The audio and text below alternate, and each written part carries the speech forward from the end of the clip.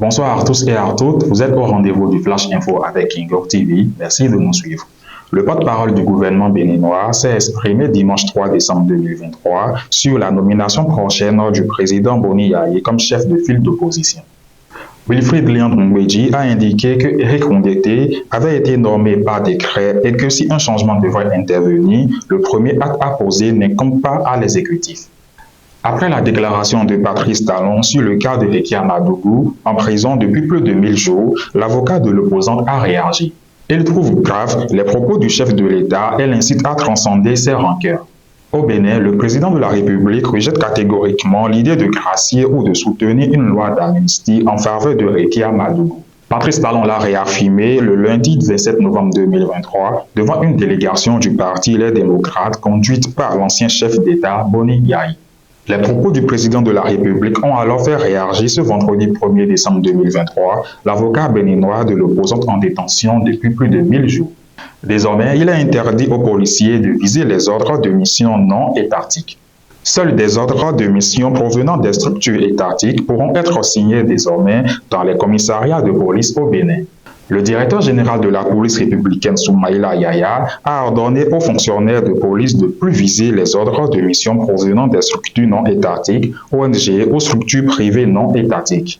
À l'Assemblée nationale, le porte-parole du président de l'Assemblée rassure qu'aucun projet ou proposition de loi sur l'homosexualité n'a été enrôlé. Le président de l'Assemblée nationale, Louis Vlavono, à travers son porte-parole Vitaly Boton, a rassuré l'opinion publique nationale qu'il n'y a aucun projet ou proposition de loi sur la table des députés sur l'homosexualité qui fait couler beaucoup d'encre et de salive.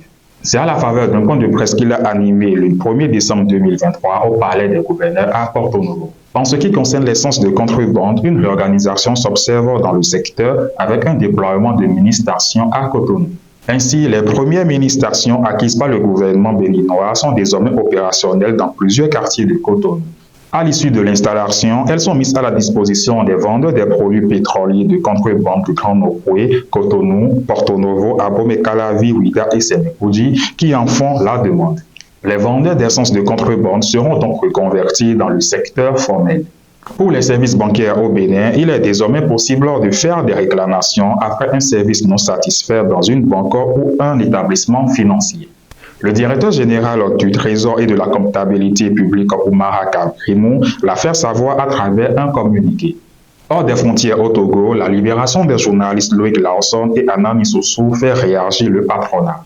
En détention depuis le 15 novembre 2023, Loïc Lawson, directeur de publication du Flambeau des démocrates, et Anna Missoussou, journaliste blogueur, ont été libérés vendredi 1er décembre 2023. Le Mali, le Niger, le Burkina Faso envisagent la création d'un État du Sahel.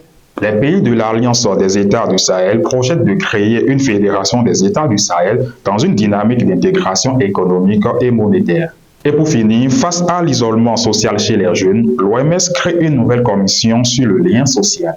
Et voici le point des informations de ce jour. Merci de nous avoir suivis. Nous vous donnons rendez-vous à la prochaine.